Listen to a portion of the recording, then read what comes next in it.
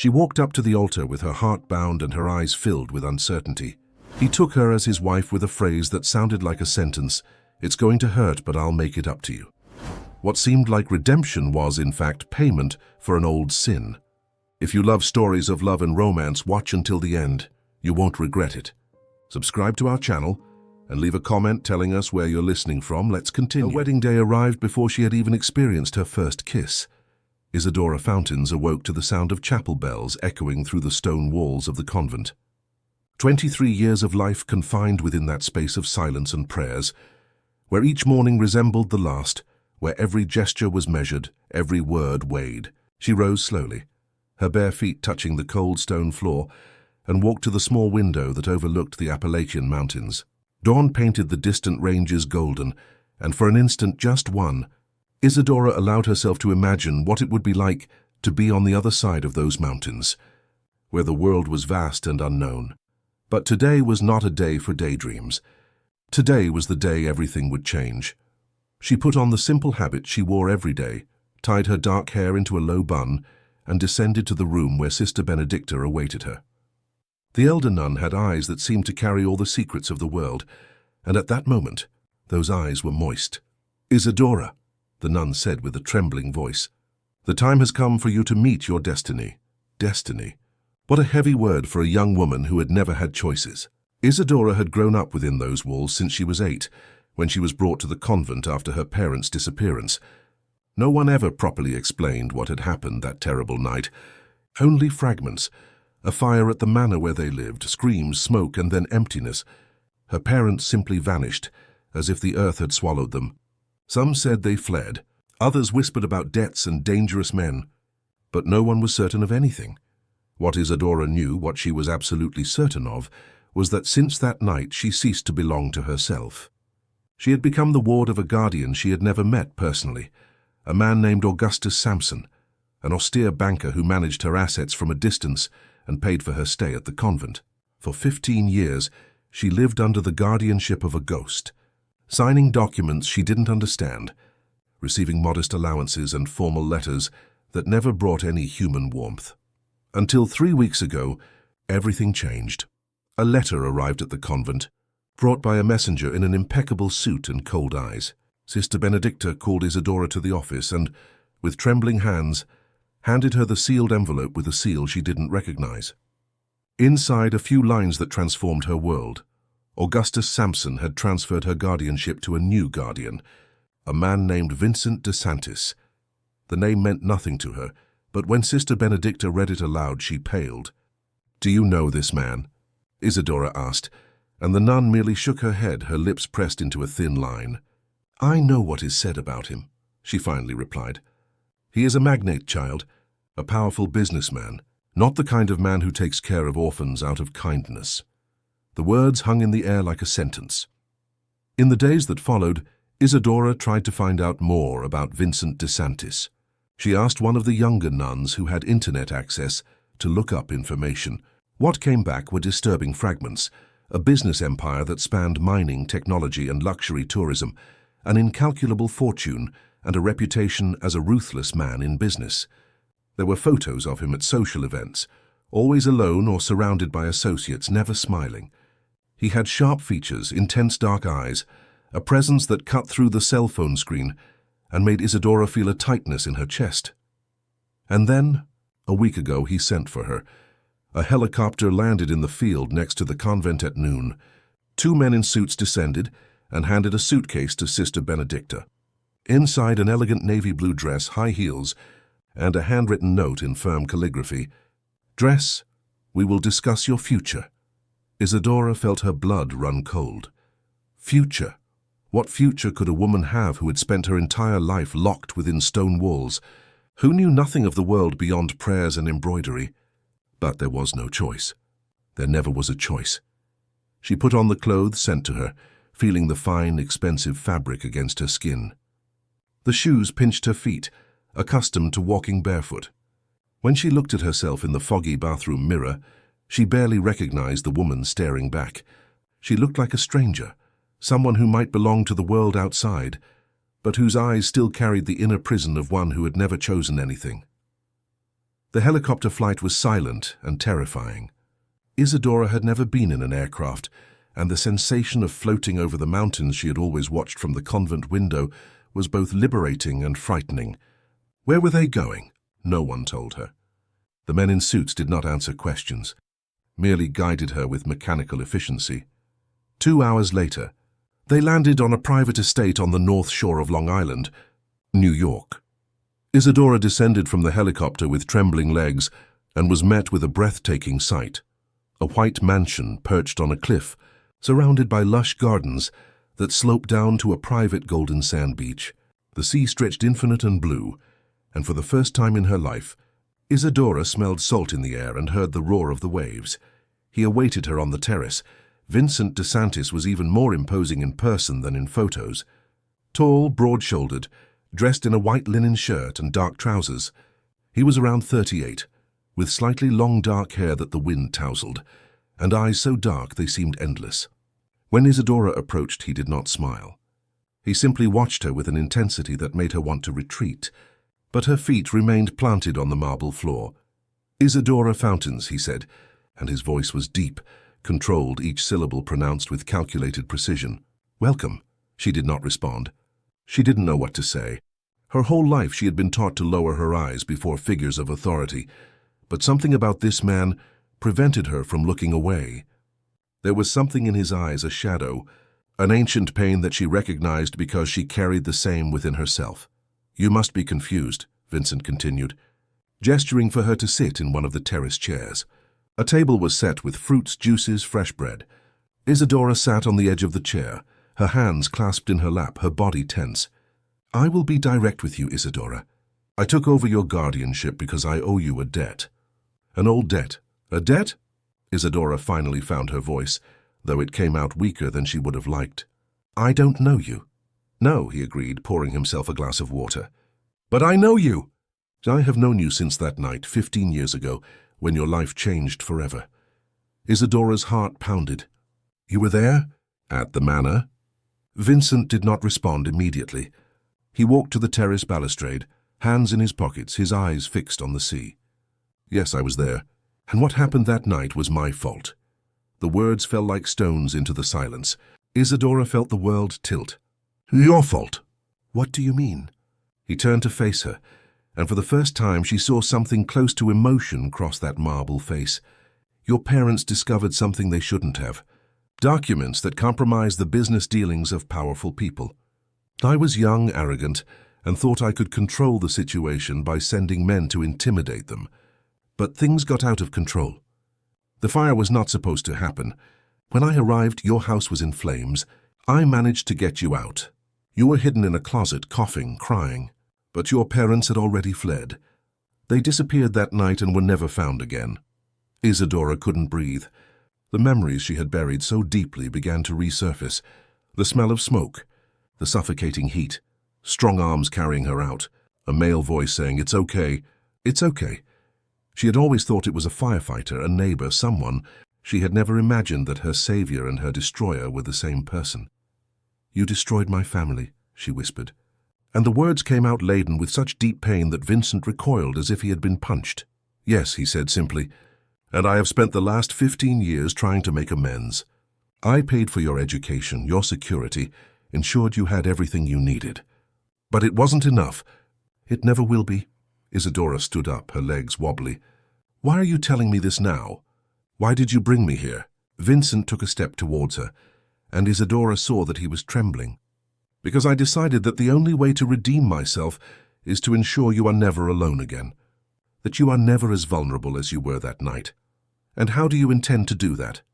He took a small box from his pocket and opened it. Inside, a white gold wedding band with a sparkling solitaire diamond gleamed under the sunlight. "By marrying me." The world stopped. Isadora looked at the ring, then at Vincent, then at the ring again, unable to process what she was hearing. "This is madness." "It's redemption," he corrected, his voice low but firm. "I know you don't know me. I know you don't love me. But I can protect you. I can give you the life your parents would have wanted for you. And perhaps with time you can forgive me." Isadora took a step back, then another, until her back hit the balustrade. "What if I refuse?" Vincent closed the box with a dry click. Then you will lose everything you have. Augustus Sampson only agreed to transfer your guardianship on the condition that this marriage happen. If you refuse, he will revoke all funds and you will be left with nothing. Not even the convent will be able to keep you. Then it's not a choice, Isadora said, and for the first time in her life she felt true anger burn in her chest. It's blackmail.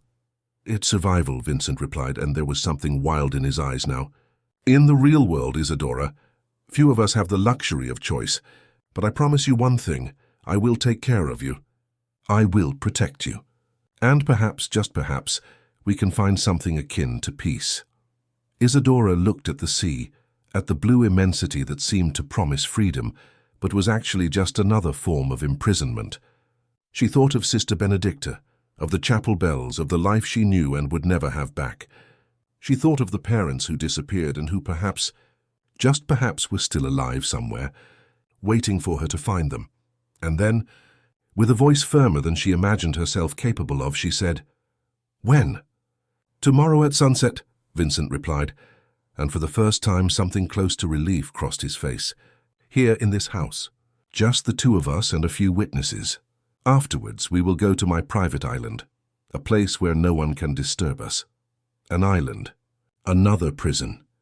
But this time Isadora would be married to the man who had destroyed her life. The man who now claimed he wanted to save her. She nodded, incapable of more words, and Vincent approached slowly, like someone approaching a wounded animal. He touched her face with surprisingly gentle fingers, and Isadora felt an electric current run down her spine. "It will hurt," he whispered, his eyes fixed on hers. "But I will make it up to you. I promise I will make it up to you." Isadora did not respond. She just let him hold her face for another moment before he stepped away and walked back into the house, leaving her alone on the terrace with the sea and her unanswered questions. And as the sun began to set on the horizon, painting the sky in shades of orange and pink, she wondered if she was about to start a new life, or if she was merely exchanging one prison for another. But one thing was certain. Tomorrow, when she put on the white dress and uttered the vows she had not chosen, Isadora Fountains would cease to be the girl from the convent, and who she would become after that, not even she knew. The night was long and sleepless. Isadora was led to a room in the east wing of the mansion, a luxurious space that seemed straight out of a magazine. A canopy bed, silk curtains, a private balcony with a sea view. Everything was perfect, everything was beautiful, and everything was suffocating. She sat on the edge of the bed, still dressed in the clothes Vincent had sent her, and tried to process the last few hours. Her savior was her tormentor. The man who had paid for her upbringing for 15 years was the same man who had destroyed her family. And tomorrow she would marry him. The tears came silently, streaming down her face without her making any effort to hold them back. She cried for the 8-year-old girl who lost everything in one night. She cried for her parents who might still be alive somewhere, hidden, afraid. She cried for the woman she could have been if life had not taken all choices from her. When dawn painted the sky in pink hues, Isadora finally fell asleep, too exhausted to continue fighting the inevitable. She awoke to soft knocks on the door. A woman entered, carrying a breakfast tray. She must have been around 50, with grey hair pulled back in a bun, kind eyes that contrasted with the formality of her uniform. "Good morning, Miss Fountains," she said softly. "My name is Teresa. I will help you prepare for the ceremony." Ceremony. The word sounded so artificial, so devoid of real meaning. But Isadora merely nodded, mechanically eating what was served to her, allowing herself to be guided through the preparations like a doll without a will of her own.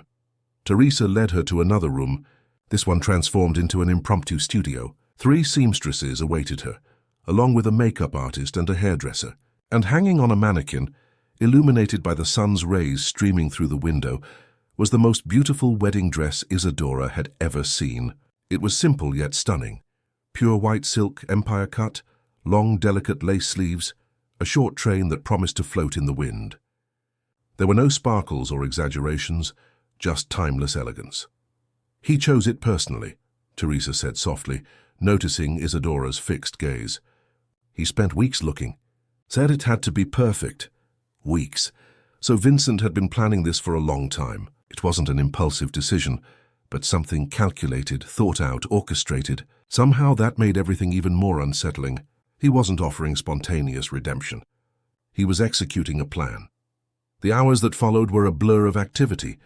The seamstresses adjusted the dress to Isadora's slender body, pinning here, letting out there, until the silk fell perfectly over her narrow hips. The makeup artist worked with skillful hands, enhancing her green eyes and applying a soft pink lipstick. The hairdresser styled her dark hair into a romantic updo, with loose strands framing her face. Hand secured a tulle veil that reached her shoulders. When she finally looked in the mirror, Isadora barely recognized the woman staring back. She looked like a real bride, someone about to marry for love who had chosen to be there. But her eyes told another story. They were the eyes of someone being led to the altar like a lamb to sacrifice. "It's 3 o'clock in the afternoon," Teresa announced softly. "The ceremony begins at 6, but Mr. DeSantis asked to see you beforehand." "In the library?" Isadora nodded, her heart racing. She walked through the mansion's corridors, the dress rustling against the marble floor, the veil floating behind her like a white shadow. When she reached the library, she found the double doors open. Vincent was inside, his back to her, looking out the window that overlooked the garden where the ceremony would take place. He was dressed in an impeccable, perfectly tailored black suit, no tie, his white shirt open at the first button. When he turned and saw her, something shifted in his expression. The mask of control he wore cracked for a second, revealing something akin to reverence, admiration, and a pain so deep that Isadora felt a tightness in her chest. "You are beautiful," he said, his voice lower than usual. "More beautiful than I imagined." Isadora did not respond. She stood there, her hands clasped in front of her body, waiting. She knew he hadn't called her just to see her. There was something more. Vincent approached slowly, taking a small blue velvet box from his pocket. "This belonged to my mother. I want you to wear it today." He opened the box, revealing a delicate white pearl necklace with a gold clasp. Isadora stood still as he positioned himself behind her and fastened the necklace around her neck. His fingers brushed her skin, and she felt an involuntary shiver run down her spine. He lingered there longer than necessary, so close that she could feel his warmth, hear his controlled breathing. "Your mother," Isadora repeated softly. "Where is she?" Vincent recoiled, and the mask returned to its place. "That doesn't matter now." "It does matter," Isadora insisted, turning to face him. "You told me about my parents, about what you did, about your guilt. But you told me nothing about yourself. Who are you, Vincent? What transformed you into this man who buys wives, as one buys property?" Something dangerous gleamed in his eyes. "Be careful what questions you ask, Isadora. Some answers can be more painful than ignorance." "I'm already marrying you against my will," she replied, and for the first time she felt a spark of courage ignite within her. "I think I deserve to know with whom I am sealing my destiny." Vincent watched her in silence for a long moment, and Isadora saw something locking there, an internal battle between the desire to keep secrets and the need to be understood. Finally he sighed, running a hand through his hair in a gesture that made him seem more human, less inaccessible. "My mother lived a marriage like the one I am proposing to you," he said, looking out the window again. "Without love, without choice, just convenience and power. My father was a ruthless businessman who saw in her only a status symbol. She slowly went mad year after year, until one day she simply left. She left everything behind, including me. I was 15. Isadora felt something soften inside her. "I'm sorry." "I don't want your pity," Vincent cut in, turning sharply. "I'm telling you this, so you understand that I know exactly what I'm asking of you. I know the weight of this kind of union, but I also know that I can be different from my father. I can choose to care instead of destroy. But you're still forcing me into this," Isadora pointed out calmly.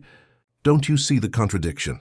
"I do," he admitted, and for the first time his voice carried something close to despair. "But I can't do otherwise. I spent 15 years watching you from afar, ensuring your safety, financing your life. You became my obsession, my way of trying to make amends for the harm I caused. And now I can no longer stay at a distance. I need to know that you are safe, that you are with me." "This isn't love," Isadora said softly. "It's guilt. It's control. It's everything but love." Vincent took a step towards her, and Isadora saw for the first time real vulnerability in that man who seemed made of stone. Perhaps you are right, but it's all I have to offer. And perhaps with time it can transform into something more. Something true. He extended his hand, and after a moment of hesitation, Isadora took it. His fingers were warm, firm, and she felt that electric current again, that strange connection she couldn't explain. Was it attraction? Was it just fear? Or was it something deeper, more complex that she didn't yet have a name for? It's time. Teresa appeared at the door, her eyes shining with contained emotion. Everything is ready. The garden had been transformed into a fairy tale setting. Arches of white flowers marked the path to an improvised altar in the center of a perfectly manicured lawn, overlooking the sea. White rose petals covered the ground. Candles in glass holders flickered, even under the golden light of late afternoon. A string quartet played softly, the music floating in the air like a promise or a lament. There were only 5 people besides Isadora and Vincent: Teresa, the 3 seamstresses, and a justice of the peace with a neutral professional expression. There was no family, no friends, no real celebration, just a ceremony empty of meaning but full of consequences. Teresa guided Isadora to the beginning of the petal aisle. "Take a deep breath, dear," she whispered, squeezing her hand with maternal gentleness. "Everything will be fine." But Isadora was not sure of anything. She began to walk, one step at a time, the dress rustling, her heart beating so hard she was sure everyone could hear it. Vincent awaited her at the altar, his hands clasped in front of his body, his eyes fixed on her with an intensity that made her tremble. When she finally reached him, Vincent extended his hand and she took it, feeling his warmth envelop her, even as a cool wind from the sea made her shiver. The judge began to speak, words about commitment and union that seemed to come from very far away, muffled by the roar of the ocean and the sound of her own blood pulsing in her ears. "Vincent DeSantis," the judge said, "do you take Isadora Fountains as your wife, promising to love her, respect her, and protect her for all the days of your life?" "I do," Vincent said, and his voice did not tremble. It was firm, resolute, like everything about him. "Isadora Fountains," the judge turned to her, "do you take Vincent DeSantis as your husband, promising to love him, respect him, and stand by him for all the days of your life?" And there it was, the final question, the choice that was no choice. Isadora looked at Vincent, at that man who had destroyed her life and now promised to rebuild it. She thought of refusing, of running, of throwing everything away. But then she remembered Sister Benedicta's words. "In the real world, Isadora, few of us have the luxury of choice." With a voice firmer than she expected, she said, "I do." Vincent let out the breath he had been holding, and Isadora realized that he had truly doubted, that he had truly expected her to flee. There was relief in his eyes, but also something more. Gratitude, hope, and that obsession she was already beginning to recognize. "Then, by the powers vested in me, I pronounce you husband and wife. You may kiss the bride." Vincent approached slowly, giving her time to retreat if she wished. But Isadora stood still, her heart pounding as he raised his hands and touched her face with a delicacy that contrasted with everything else about him. His fingers were warm against her skin, and when he leaned in, she closed her eyes, waiting for the first kiss of her life. His lips touched hers softly, almost with reverence. It was a chaste, controlled kiss that lasted only a few seconds but left Isadora dizzy and confused. When Vincent pulled away, there was fire in his eyes, a contained desire he clearly struggled to keep under control. "There," he whispered, for her alone to hear. "Now you are mine, and I will spend the rest of my life proving that this does not have to be a curse." The quartet began to play a more joyful tune, but Isadora felt no joy. She felt strange, as if she were floating outside her own body, observing everything from a distance. Vincent guided her to a table set with a small, elegant cake, and together they cut the first slice, while Teresa and the seamstresses applauded politely. Night fell quickly over the coast, bringing with it a cooler breeze and the incessant sound of waves crashing against the rocks. Vincent took off his jacket and placed it over Isadora's shoulders, a gesture that would have been romantic if it hadn't been so laden with possessiveness. They stayed in the garden for a while longer, drinking champagne she barely touched, talking little, just existing in that strange space between what was and what was to come. "Tomorrow we will leave for the island," Vincent said finally, taking her hand. There we will have privacy, time to truly get to know each other. Isadora merely nodded, too exhausted to argue, too confused to think clearly. When they were finally led back to the mansion, Teresa took her to the same room as the night before, but this time Vincent followed. He stopped at the door, watching her with that disconcerting intensity. "I won't force anything tonight," he said softly. "I just want to be near you. That's all." And before Isadora could respond, he entered, closed the door behind him, and for the first time in her life, she understood that her freedom, what remained of it, had just been sealed with a kiss and a ring that weighed on her finger like a golden chain. The journey to the island took 3 hours by boat, crossing turquoise waters that shimmered under the morning sun. Isadora stayed at the bow for almost the entire trip, the wind tousling her hair, the salty spray refreshing her face. Vincent remained close but not intrusive, respecting her silence as the mainland grew more distant until it disappeared completely on the horizon. When the island finally appeared before them, Isadora felt her breath catch.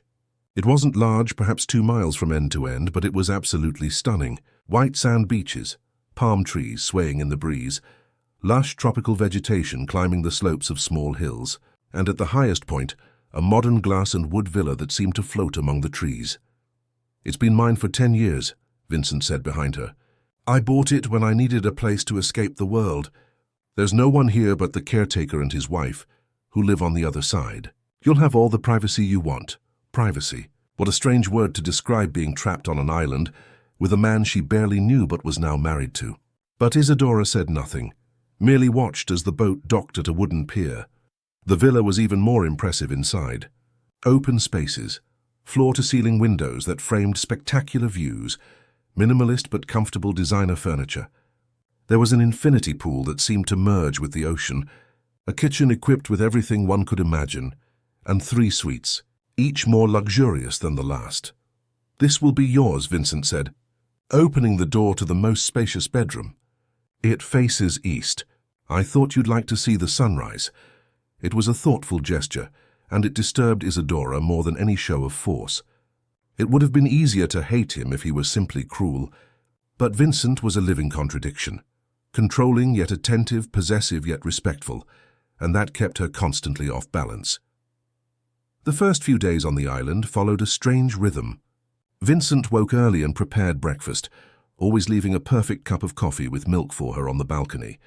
They ate in comfortable silence, watching the sea, lost in thoughts they didn't share. Afterwards, each went their own way. Isadora explored the island, walked along deserted beaches, discovered hidden coves. Vincent worked in an upstairs office, holding video conferences and managing his empire from afar. At night, however, he changed. He became more present, more attentive. He cooked elaborate dinners, and Isadora discovered he was surprisingly skilled in the kitchen. They sat at the table and talked about superficial things, books she was reading, places he had visited, old memories that didn't hurt so much.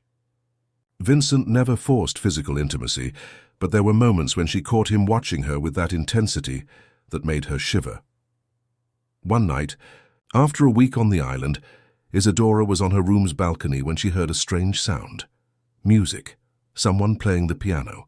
She followed the sound to a room she hadn't yet explored, on the ground floor of the house. There, illuminated only by the moonlight streaming through the open windows, sat Vincent before a grand piano, his fingers gliding over the keys with a grace she hadn't expected. He played Chopin, one of the nocturnes with a heart-rending melancholy. Isadora stood in the doorway, mesmerized, observing this man who seemed to have so many layers she would never be able to peel them all away. When the music ended, she applauded softly and Vincent turned, clearly surprised. "I didn't know you played," she said, entering the room. "My mother taught me," he replied, his fingers still resting on the keys. "It was one of the few good things she left me before she left. May I sit?" Vincent gestured to the bench, and Isadora sat beside him, their bodies close but not touching. He began to play again, this time something softer, almost a lullaby. And there, in that strange moment of intimacy, Isadora felt for the first time that perhaps, just perhaps, there was more to this man than the obsession and guilt that consumed him. It was on the 10th day on the island that everything changed. Isadora was exploring a trail in the wilder part of the property, when she stumbled upon something hidden among the vegetation. A small stone chapel, clearly ancient, half covered by vines and moss. The door was ajar and something pulled her inside. The interior was simple. Deteriorated wooden pews, a cross on the wall, dusty stained glass windows that painted the floor in faded colors. But what caught her attention was the figure sitting in the front pew. An elderly woman with completely white hair, dressed in simple clothes, her eyes closed in prayer. Isadora thought of retreating silently, but something made her feet trip on a loose board. The sound echoed in the chapel, and the woman opened her eyes. They were dark eyes, very similar to Vincent's, and when they landed on Isadora, they filled with tears. "You must be her," the woman said in a hoarse voice, as if it hadn't been used in a long time. "The new one." "New?" Isadora repeated, confused. "Excuse me, I didn't mean to interrupt. I didn't know anyone was here." The woman rose slowly, leaning on a cane that rested against the pew. She was tall, would have been beautiful in her youth, but years and something heavier than just time had deeply marked her face. "No one knows," she said. "Vincent keeps it a secret. Always has." "Who are you?" The woman took a step closer, and Isadora saw that her hands were trembling. "I am Clarice de Santis, his mother." The world stopped. The mother Vincent had said left when he was 15, the mother who had abandoned everything. But she hadn't left. She was there, on that island, hidden in an abandoned chapel like a shameful secret. "He said you left," Isadora whispered. "I did," Clarice replied with a bitter smile. "But he found me, brought me here 5 years ago, said it was for my own good, that I wasn't safe in the world out there. But in truth it's punishment, for leaving him." Isadora felt nausea rise in her throat. Vincent kept his own mother prisoner. "Do you want to leave here?" Clarice shook her head slowly. "There's nowhere to go, no one waiting for me. And maybe he's right. Maybe I deserve to be here, paying for what I did." "No one deserves to be kept prisoner," Isadora said firmly. "I will help you." "No, dear," Clarice took her hand with cold, bony fingers. "You don't understand. I came voluntarily. I did terrible things. I abandoned my son when he needed me most. I destroyed his father in ways you can't imagine. I deserve this solitude." But there was something in her eyes that contradicted the words. Fear. And it was then that Isadora understood. Clarice was not there voluntarily. She was there because Vincent wanted her to be. Because it was another burden he carried, another attempt to control the uncontrollable. "Flee," Clarice whispered suddenly, squeezing Isadora's hand with surprising strength for someone so frail. "Before it's too late, before you become like me. He loves in his own way, yes, but it's a love that traps, that suffocates, that turns women into shadows of themselves." Isadora left the chapel in a panic, her heart pounding, Clarice's words echoing in her mind. She ran down the trail back, to the villa, tripping on roots, scratching her arms on branches, but not stopping until she was back in the open space of the house. Vincent was in the kitchen preparing lunch. When he saw her enter, breathless and pale, he immediately dropped what he was doing. "What happened? Are you hurt?" "I found your mother," Isadora said bluntly, watching his reaction. Vincent's face closed completely. He turned his back, his hands resting on the counter, his shoulders tense. "You shouldn't have gone there." "Why didn't you tell me she was here? Why did you lie and say she had left?" "I didn't lie," he replied, his voice controlled but with an underlying thread of anger. "She left, and years later she returned, broken and alone, begging for help. I brought her here because she had nowhere else to go, because despite everything, she is still my mother. She said you keep her prisoner." Vincent turned sharply, and for the first time Isadora saw real anger in his eyes. "She is free to leave whenever she wants, but she has nowhere to go, she has no one. She is here because this is the only security she still possesses." "She's afraid of you," Isadora insisted. "I can see it in her eyes." "She's afraid of the world," Vincent corrected, taking a step towards Isadora. "Afraid of what she did, of the choices she made, of the people she hurt. I don't imprison her, I protect her from herself. Do you hear what you're saying? Isadora felt courage grow within her. You're doing exactly what you did to me, justifying control as protection, turning prison into refuge. Vincent stood motionless, and Isadora saw that her words had hit their mark. There was pain in his eyes now, mixed with that constant guilt he carried. It's not the same thing. It is, Isadora said more softly, and if you don't change, if you don't truly let me choose to stay or leave, you will turn me into a version of her, a haunted woman, hidden, living in a chapel of regrets. Vincent ran a hand over his face, suddenly looking exhausted. What do you want from me, Isadora? I want truth, she replied. All of it. About my parents, about your mother, about the real reasons you brought me here, and I want choice, real, not illusory. He looked at her for a long moment, and something broke behind that facade of control. There was pain in his eyes now, mixed with that constant guilt he carried. All right, you want truth? Then I will give you truth, but I warn you, some truths destroy more than they save. I'm willing to take the risk. Vincent nodded slowly, then gestured for her to follow him. He went upstairs to the office, opened a built-in safe in the wall, and took out a thick folder of documents. He placed it on the table and pushed it towards Isadora. It's all here. The reports about the fire at your parents' manor, the documents they discovered, the orders I gave my men, the records of the transfers I made to the convent all these years, and more, reports from investigators I hired to try to find your parents. They are alive, Isadora, or at least they were 3 years ago, the last time they were located. The air left Isadora's lungs. Alive? My parents are alive? They were, Vincent corrected carefully, living under false identities in a small town in rural Georgia. But when my investigators got too close, they disappeared again. It seems they are still afraid of being found. Why didn't you tell me? Isadora felt tears burn her eyes. Why did you let me believe they were lost forever? Because I'm not sure they want to be found, Vincent said, with a gentleness that surprised her. And because I don't know if you're ready for the truth about why they fled, about the secrets they carry. Isadora opened the folder with trembling hands. Inside, dozens of pages, photos, detailed reports. She began to read, and with each line, her understanding of the past transformed. Her parents were not innocent victims.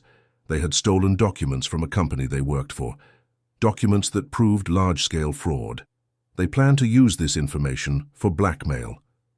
Vincent, at the time an ambitious young businessman, was peripherally involved. When he found out, he tried to intimidate them to retrieve the documents, but things got out of control. And that's where you come in, Isadora said, looking at him. You sent your men. They caused the fire. Vincent nodded, guilt heavy in his eyes. Yes. And since then I have been trying to make amends. But there's more, Isadora. Your parents didn't just flee out of fear of me. They fled because they had more dangerous enemies. People who wanted those documents and who would show no mercy. So you really saved me that night. I saved you from a danger I myself helped create, he replied. I am not a hero. Never was. Isadora closed the folder, the weight of the truth settling over her like a heavy blanket. And your mother? What does she have to do with all this? My mother was married to a monster, Vincent said softly. My father slowly destroyed her year after year, until she had a breakdown and left. I blamed her for years, but when I found her again, I understood that she was as much a victim as I was. I brought her here not to imprison her, but to give her a place where she could be at peace. But you're right. There's a fine line between protection and imprisonment, and perhaps I crossed that line without realizing it. They remained silent for a long time, the weight of the revelations hanging between them. Then Isadora asked the question that had been on her mind since she arrived on the island. Why did you really marry me, Vincent? And don't tell me it was just guilt or redemption. He looked at her with those dark eyes that seemed to see through her. Because in the 15 years I spent watching you from afar, you became the only light I had, the only pure thing in a world I had made dirty. And yes, it's selfish. Yes, it's wrong. But it's true. And it was there in that moment of brutal honesty that Isadora understood she was trapped in something far more complicated than a forced marriage. She was trapped in a web of old guilts, unhealthy obsessions, and something that was beginning to look dangerously like real feelings. The weeks that followed were different. After the revelations in the office, something changed between Isadora and Vincent. The tension was still there, but now it had another quality, as if both had partially lowered their defenses and were trying hesitantly to discover who they were to each other beyond tormentor and victim. Isadora began to visit Clarice regularly in the chapel. The older woman was an enigma of contradictions, sometimes lucid and perceptive, other times lost in memories that seemed more nightmares than recollections. She told stories about Vincent as a child, a sensitive boy who played piano and drew, who cried secretly when he saw his father yell at her, and then suddenly she would shut down, saying she shouldn't have told anything, that he would be angry. "He won't be angry," Isadora assured her, but Clarice merely shook her head, her eyes distant. One day, while helping Clarice organize the few belongings she kept in the chapel, Isadora found a metal box hidden under a loose floorboard. Inside letters, dozens of them, yellowed with time, written in delicate cursive. They were addressed to Vincent, but from the postmark they were never sent. With trembling hands, Isadora opened one of the letters and began to read.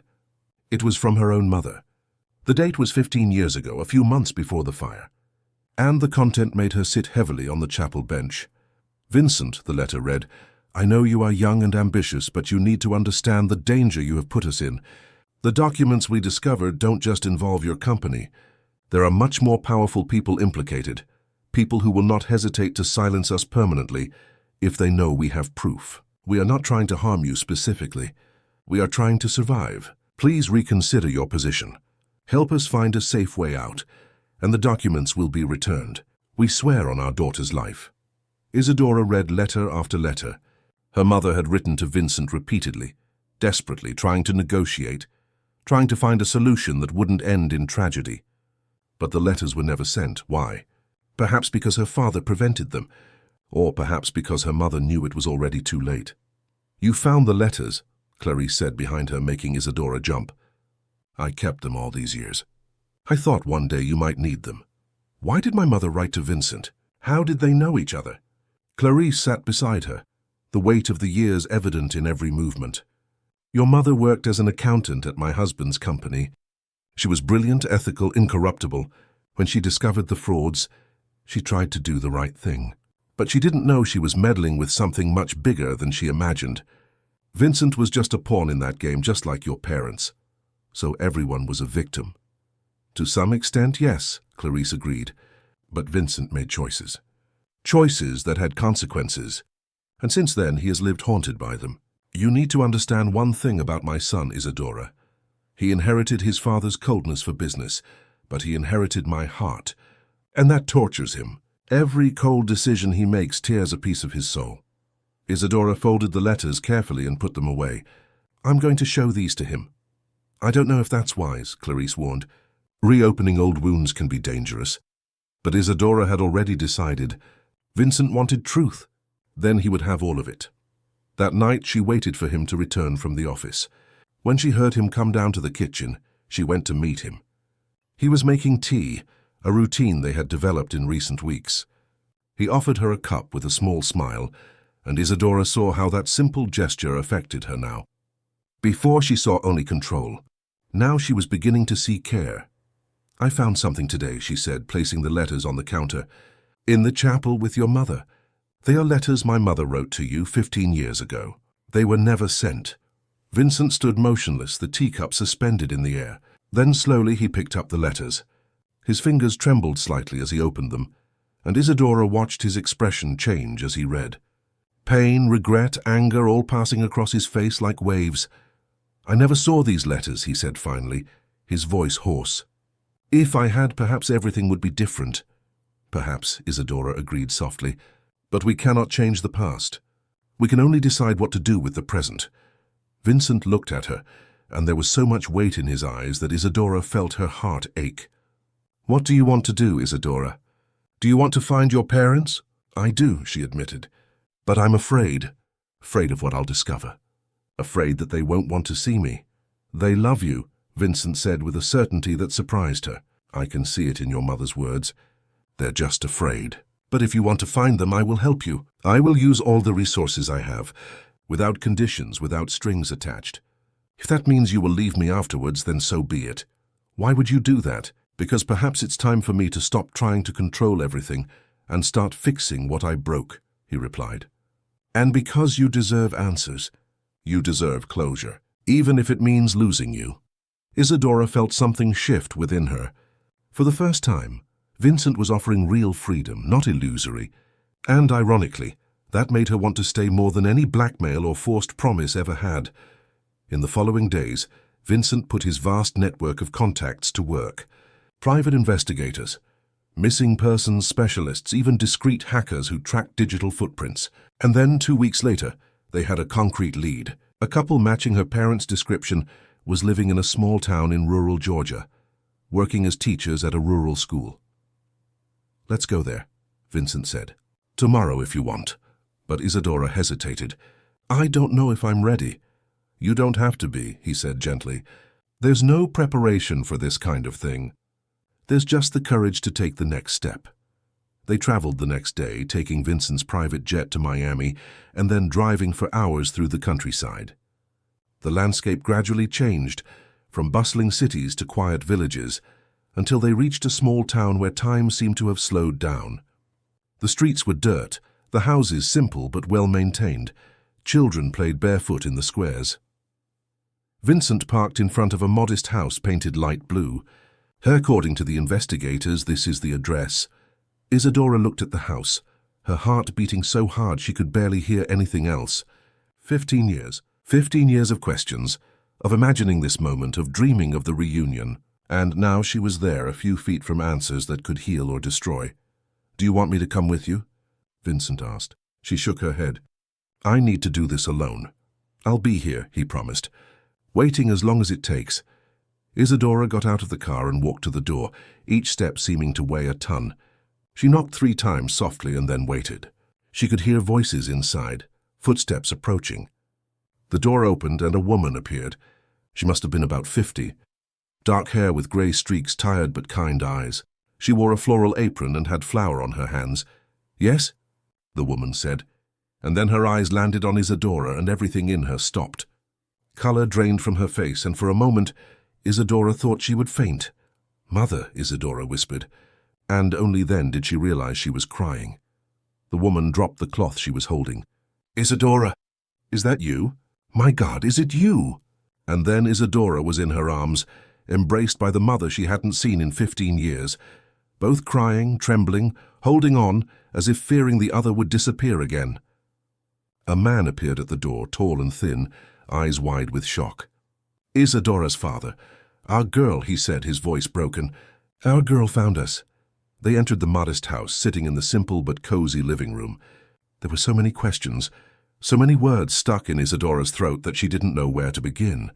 But her parents spoke first, holding her hands as if they feared she was an illusion. We wanted to come back for you, her mother said, tears streaming continuously. Every day we thought of going to get you from the convent, but we couldn't. There were people looking for us, dangerous people. If we came back, we would put you in danger. The documents, Isadora said. Do you still have them? Her father shook his head. We destroyed everything years ago. It wasn't worth it. No amount of money was worth being away from you.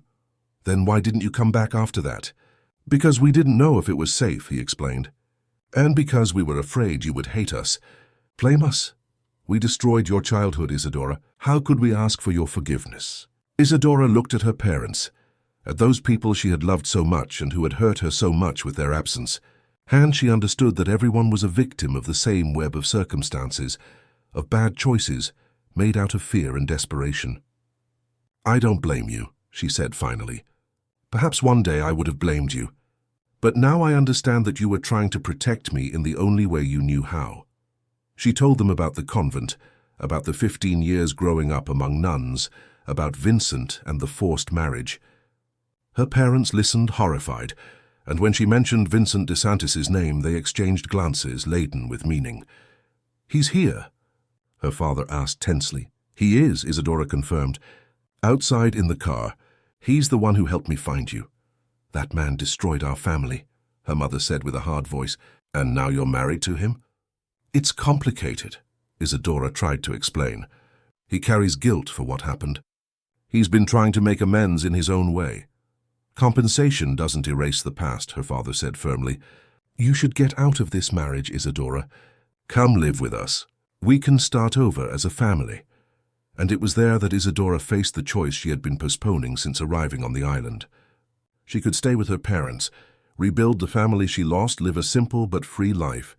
Or she could return to Vincent, to that complex man who trapped and freed her at the same time, who had destroyed her past but offered a future. I need to think, she said finally.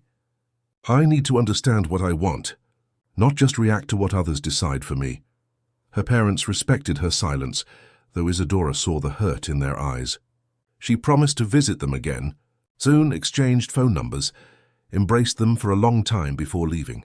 When she returned to the car, Vincent looked at her with an unvoiced question in his eyes. They're okay, Isadora said simply. And they want me back. And you? What do you want?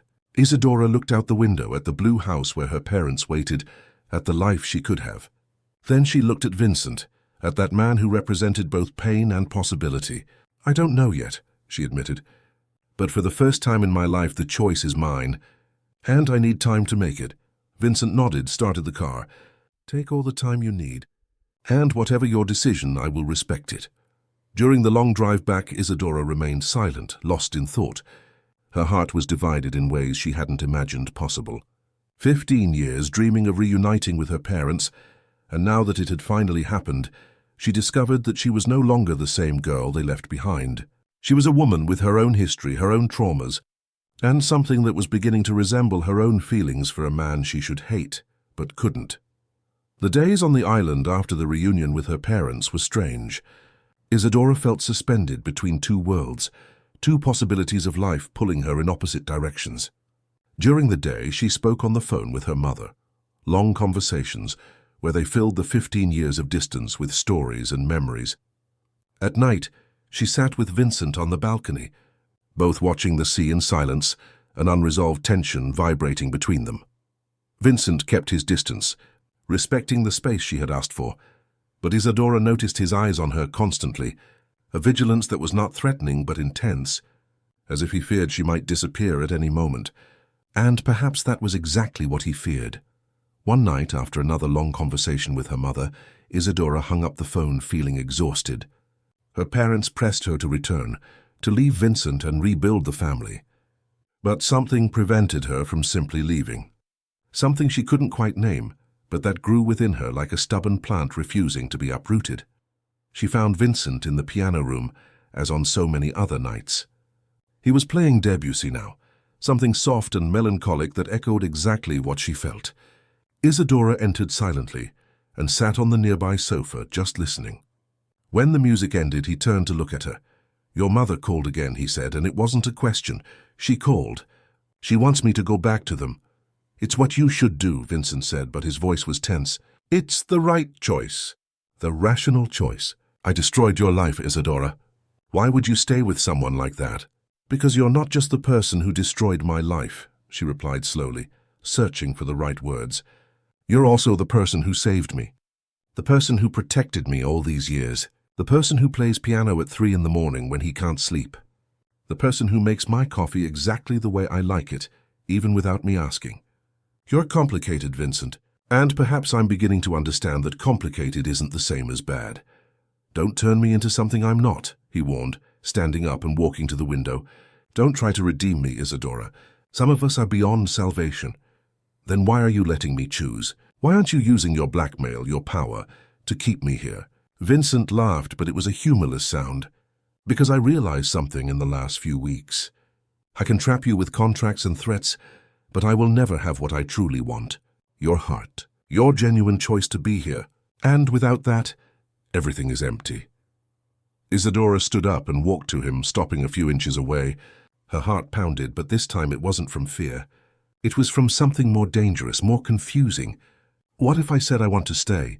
Not out of obligation, not out of fear, but because I choose to. Vincent turned to face her. and she saw genuine surprise in his eyes. "Why would you do that?" "Because I've been an orphan for 15 years, she said with brutal honesty. "And yes, I reunited with my parents, and it's wonderful. But I'm no longer the child they left behind. I grew up without them. I became someone different. And you, in a distorted way, were part of that formation. You were present, even from afar. And now that I'm here, I'm starting to see that there's something between us that goes beyond guilt and redemption." "And what is it?" Isadora touched his face, feeling the roughness of his stubble, the warmth of his skin. "I don't know yet, but I want to find out. If you let me, if you stop trying to control everything and just let things happen." Vincent closed his eyes at her touch, and Isadora saw pure vulnerability cross his face. "I'm afraid," he admitted in a whisper. "Afraid that if I stop trying to control, everything will fall apart. Afraid that you'll realize I'm not what you think I am. And who do you think you are? A broken man trying to fix himself through you. And that's not fair. You're not glue, Isadora. You're not a cure. You're a whole person who deserves something better than my unhealthy obsession." "Perhaps," she agreed, "but what if I'm also broken? What if we're both trying to find ways to fix ourselves? It doesn't have to be you fixing me or me fixing you. It can be us both learning to live with our cracks." Vincent opened his eyes and looked at her with such intensity that Isadora felt the air leave her lungs. Then, without warning, he closed the distance between them and kissed her. It wasn't like the chaste wedding kiss. It was deep, desperate, full of all the tension accumulated in recent weeks. His hands went to her waist, pulling her closer, and Isadora responded, her fingers intertwining in his hair. When they finally broke apart, both were breathless. Vincent rested his forehead on hers, his eyes closed. "If you stay, you need to know it won't be easy. I don't know how to do this right. How to love without controlling. How to protect without suffocating. Then let's learn together," Isadora whispered. "But it has to be real, Vincent. There has to be trust. No more secrets, no more lies." "No more secrets," he promised, and then he kissed her again, more softly this time. And Isadora felt something inside her surrender, a capitulation that was not defeat, but choice. In the weeks that followed, a new rhythm established itself between them. Vincent continued working in his office, but now invited Isadora to participate in meetings when she showed interest. She discovered that she had a sharp mind for numbers, a legacy from her accountant mother, and he began to ask for her opinion on some decisions. Isadora, in turn, began to explore talents she had never had the opportunity to develop in the convent. She painted, something she discovered by chance when she found art materials in one of the villa's rooms. Vincent ordered more paints, more canvases, transformed one of the spaces into a studio for her. But not everything was harmony. There were moments when Isadora woke in the middle of the night and saw Vincent standing at the window, looking out into the darkness with a tense expression. When she asked what was wrong, he always said it was nothing, just insomnia. But she perceived that he was lying, or at least omitting something. One morning, while Vincent was on an important video conference, Isadora decided to explore an area of the island she didn't yet know well. The north side, where the cliffs were higher and the vegetation denser. She walked along the narrow trail when she heard voices. She approached slowly and immediately recognized one of them, Vincent. And the other voice was feminine, disturbingly familiar. "You need to leave," Vincent was saying, his voice low but firm. "You can't stay here. Isadora can't know you're still on the island." "Why not?" Ariana's voice replied mockingly. "Are you afraid she'll discover the whole truth? That she'll realize you're nothing but a collector of broken women? What happened between us ended years ago, Ariana. You need to move on. Move on." Ariana laughed, a bitter sound.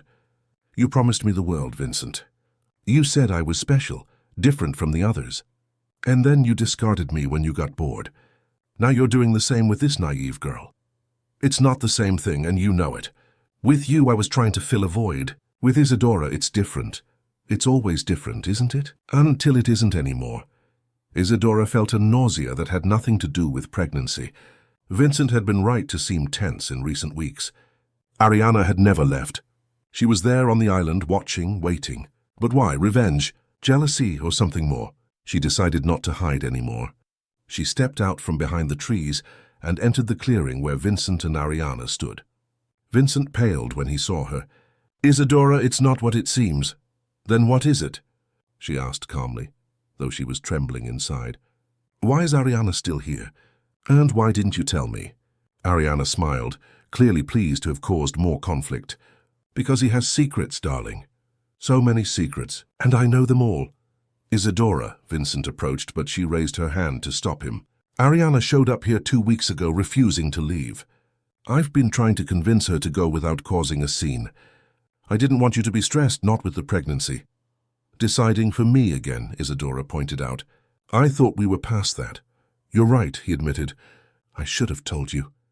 But I was afraid it would drive you away again, just when we were building something real. Ariana watched the exchange with predatory interest. Oh, how touching. But since we're all here, why don't you tell her the rest, Vincent? About the real reason you collect lost women? Vincent stiffened.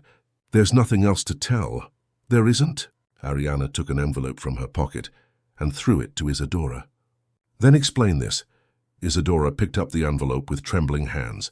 Inside documents, contracts, and the more she read, the more her world crumbled. They were financial agreements between Vincent and Isadora's guardian, Augustus Sampson. Agreements that dated back years, long before the marriage was proposed. Agreements that stipulated substantial payments in exchange for Isadora's custody. You bought my guardianship, she whispered, looking at Vincent with horror. Years ago, this was all planned from the beginning. It wasn't like that, Vincent tried to explain, desperation clear in his voice. Yes, I made a deal with Sampson, but it was to protect you. He was siphoning off your funds, using your money to cover his own debts. I discovered it by chance and threatened to expose him. He offered to transfer your guardianship in exchange for my silence. It wasn't a purchase, it was a rescue. But you accepted, Isadora pointed out. You accepted control over my life years before proposing marriage to me. All of this was manipulation from the start. No. Vincent was desperate now, trying to approach. I had guardianship, yes, but I didn't do anything with it for years. I just ensured you were safe, that you had everything you needed. The marriage only came about when I realized I couldn't stay away anymore, that the obsession was consuming me. Obsession, Isadora repeated bitterly. There's always obsession with you, Neverlove. Ariana watched with obvious satisfaction. Now you see, darling, Vincent DeSantis doesn't save women. He collects them. You're just another piece in his redemption gallery. Isadora turned and began to walk back to the villa. Vincent followed her, calling her name, but she didn't stop. Her heart pounded so hard she feared harming the baby. She reached the room, locked the door, and finally allowed the tears to come. How could she have been so naive? How could she have believed that something real could arise from such rotten foundations? Vincent hadn't changed. He had just gotten better at hiding his patterns of control. And she, desperate for belonging, for family, had fallen into the same trap as the others. Vincent knocked on the door for hours, begging her to open, to let him explain. But Isadora didn't open it. She needed to think, to process everything away from his influence. When silence finally fell on the other side of the door, she picked up the phone and called her mother. The conversation was long and painful. Her mother listened to everything, and then said the words Isadora most feared and most needed to hear. Come home, my daughter. Come home and we will take care of you and the baby. You don't need him. You never did. But was it true? Isadora touched her belly, feeling the small bump there. She didn't need Vincent, but she wanted her child to have a father. She wanted the child to grow up with both parents, not repeating the cycle of abandonment she herself had lived. But at what cost? She slept poorly, waking several times during the night with the feeling that she was being watched. In the morning, she found a letter that had been slipped under her door. It was from Vincent, handwritten in a trembling script that betrayed the sleepless night he too had spent. Isadora, the letter read, I have no excuses to offer that are sufficient. You are right about everything. I manipulated, controlled, treated you as a project instead of a person. But I swear by all that is sacred, that the last few months have been different. The love I feel for you is not obsession. It is real, imperfect, complicated, but real. And if you decide to leave, I will respect it. I will not use lawyers, I will not use money, I will not use anything. You will be truly free. But please don't let Ariana destroy what we have built. She is here not for love, but for revenge. Please give me a chance to explain everything. without omissions, without defenses. Just the naked truth. Vincent. Isadora folded the letter and sat on the bed for a long time. Part of her wanted to flee, to take the next boat to the mainland and never look back. But another part, the part that had grown in recent weeks, that had learned to trust again, that had begun to love despite everything, that part wanted to listen. She wanted to give him the chance she had promised to give. She opened the door and found Vincent sitting in the hallway, leaning against the wall, clearly having waited there all night. He looked up when he saw her, and Isadora was shocked by his appearance. He had deep dark circles under his eyes, disheveled hair, crumpled clothes. He looked like a man on the verge of collapse. 1 hour, she said. You have 1 hour to tell me everything. And if I perceive that you are lying or omitting anything, I will leave today. Vincent nodded, getting up with difficulty. Thank you. It's all I ask. They went to the balcony, the place where they had so many important conversations. The morning sun shone on the ocean, indifferent to the human drama unfolding. Vincent began to speak, and this time Isadora felt she was finally hearing the complete truth. He told her how he had discovered Samson's frauds 5 years ago, how he had investigated and found enough evidence to ruin the man. He told her about the agreement they made, not as a purchase but as a solution. Samson would transfer guardianship and stop siphoning funds, and Vincent would not expose him publicly. He told her about the following years, watching Isadora from afar through convent reports, occasional photos, knowing she was safe but feeling the obsession grow. And then, when you turned 23, I realized I could no longer just observe. I needed to know you. I needed to be sure you were truly well. But when I saw you in person, something changed. You were no longer the child I had saved. You were a woman, beautiful, strong despite everything you had suffered. And I, selfishly, wanted to be part of your life, not as a distant guardian, but as something more. So you forced me to marry you, Isadora said. I did, he admitted without apology. And it was the worst thing I've ever done. But Isadora, everything that came after, the moments we shared, the conversations, the slow building of trust, that was real. That wasn't manipulation. And Ariana? Why is she here? Vincent sighed heavily. I broke up with Ariana 3 years ago, and she didn't take it well. She's been trying to get back into my life ever since. When she found out about you, she was furious, jealous, and she decided to destroy what we have. She doesn't love me, Isadora. She loves the idea of what I represented. Wealth, power, security. And she can't stand to see another woman have what she wanted. How can I know you're telling the truth? You can't, he said simply. All I can do is be consistent, be honest from now on, and prove through actions, not words, that I have changed.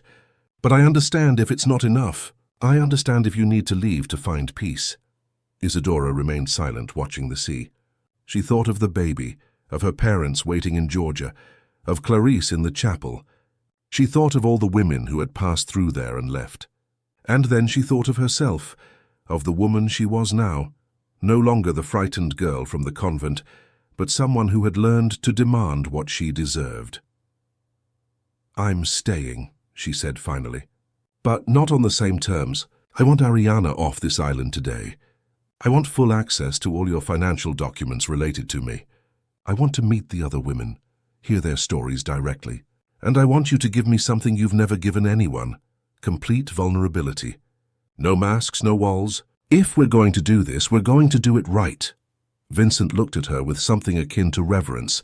You've become so strong, so incredible, and yes to everything. I will do everything you asked. Then we start over, Isadora said, but this time as equals. Ariana left that same afternoon, but not without casting one last venom. You'll regret it, she told Isadora as she boarded the boat. He can't change. It's who he is, and when you realize it, it will be too late. But Isadora did not respond. She just watched the boat sail away until it disappeared on the horizon, taking with it that shadow that hung over them. She felt Vincent beside her, but she didn't touch him. There was still much to rebuild, much trust to regain. In the following days, Vincent fulfilled every promise. He opened all financial files, showing Isadora every transaction related to her over the years. She discovered that he had not only paid for her upkeep at the convent, but had also wisely invested her money, multiplying the inheritance her parents had left her. Now at 23, she was financially independent, with enough resources to live comfortably for the rest of her life without needing Vincent. The revelation was both liberating and frightening. She could leave whenever she wanted. There were no more financial chains holding her, and yet she chose to stay.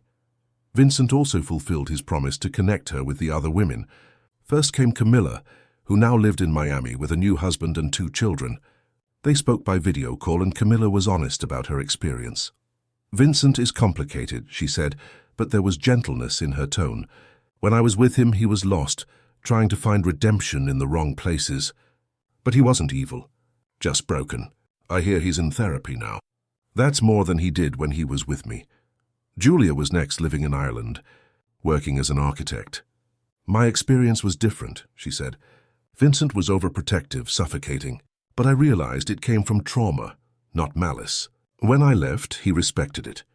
He didn't pursue me, didn't try to convince me. He just wished me happiness." The conversations helped Isadora see Vincent with more nuance. He had problematic patterns, yes, but he also had the capacity for growth. And unlike many men, he genuinely tried to change. The pregnancy progressed, and with it a new dynamic between Isadora and Vincent. He was present but not intrusive, helpful but respecting her boundaries. When she had strange cravings, he went on elaborate missions to satisfy them. When she needed space, he gave it without question.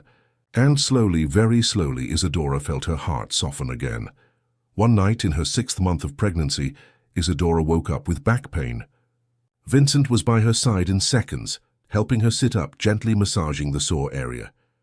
His hands were gentle, experienced, and Isadora closed her eyes, allowing herself to melt into his touch. "Thank you," she whispered. "Always," he replied. And there was so much emotion in his voice that Isadora opened her eyes. Vincent looked at her with an intensity that no longer scared her. It was the intensity of love, not obsession. "I love you," he said simply. "I know you may not be ready to say it back, and that's okay. But I need you to know. What I feel for you is real. It's deep. And it's forever." Isadora felt tears fill her eyes. There was still fear, still doubts. But there was also something more. There was also love, growing slowly but undeniably. "I love you too," she admitted.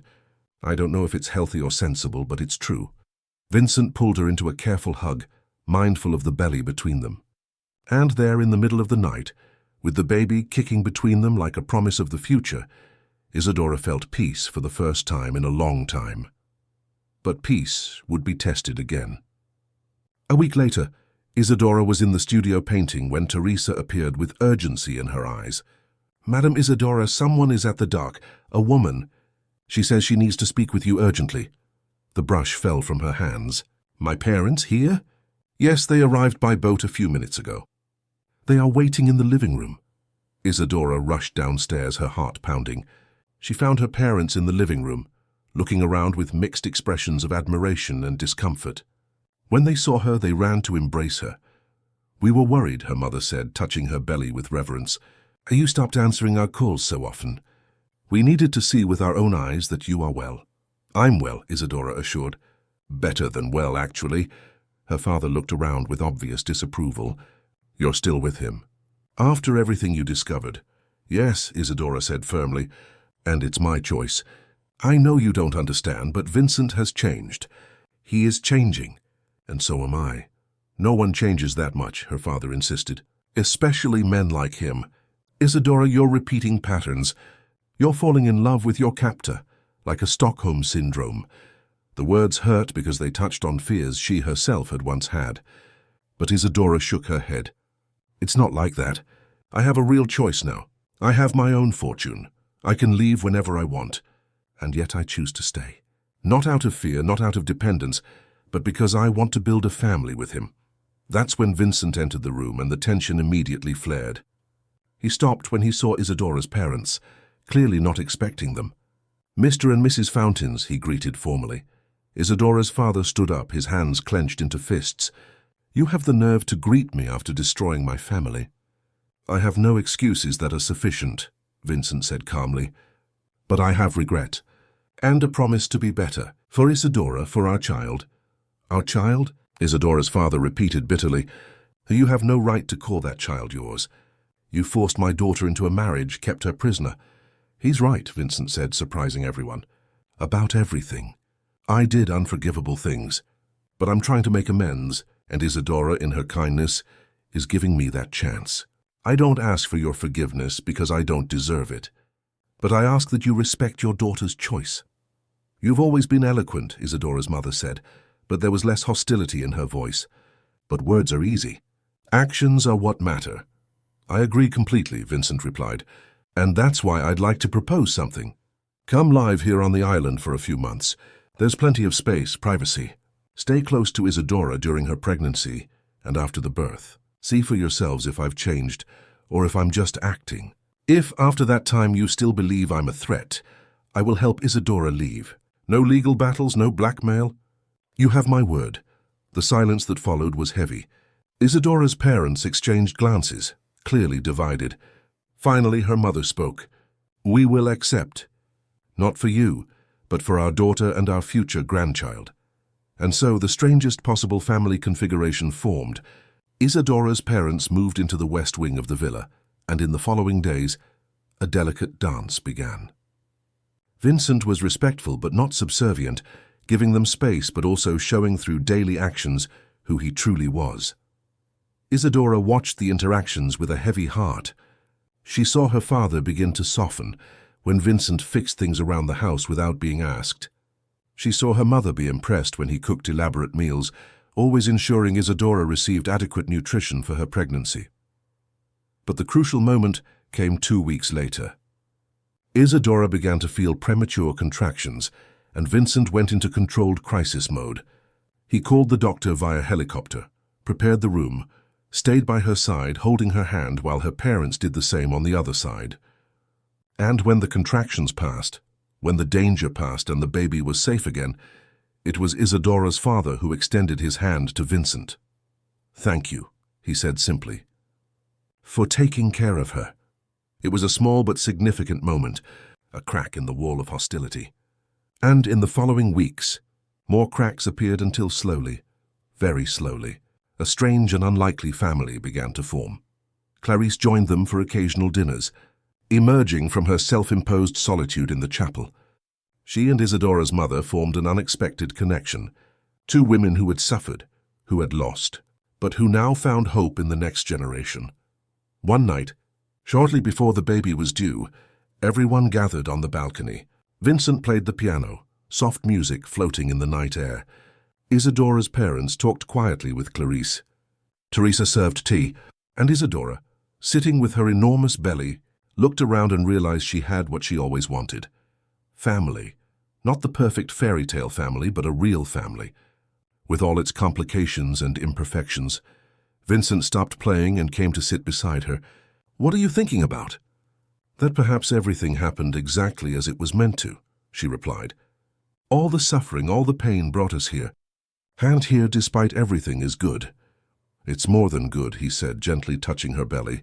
"It's perfect." "Imperfect, but perfect." And when the baby kicked under his hand, as if agreeing, both laughed. The sound mingled with the music still echoing in the air, the soft conversation of her parents, the distant roar of the ocean. And for the first time, Isadora understood that she had found her place in the world. Not where she expected to find it, not in the way she had imagined, but real and solid and hers. But there was still one last revelation waiting, a final truth that would change everything again. And it was about to arrive in a way none of them expected.